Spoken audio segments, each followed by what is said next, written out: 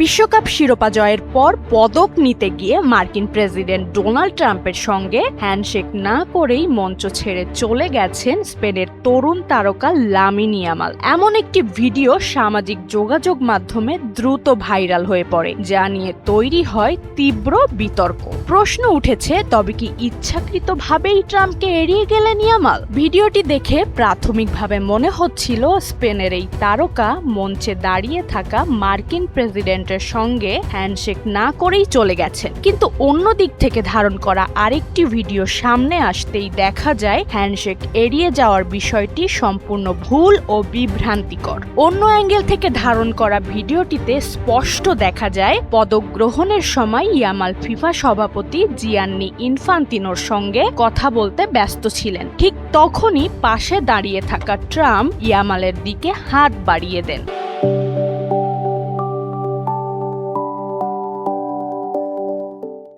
ইয়ামালও ট্রাম্পের ইঙ্গিতে হাত বাড়িয়ে হ্যান্ডশেক করেন। এরপর ট্রাম্প নিজের হাতে থাকা মেডেল ইয়ামালের গলায় পরিয়ে দেন। সব মিলিয়ে ট্রাম্পের সঙ্গে হ্যান্ডশেক এড়িয়ে যাওয়ার যে ভিডিও নেট দুনিয়ায় আলোচনার ঝড় তুলেছিল, সেটি ছিল সম্পূর্ণ ভুল এবং বিভ্রান্তিকর।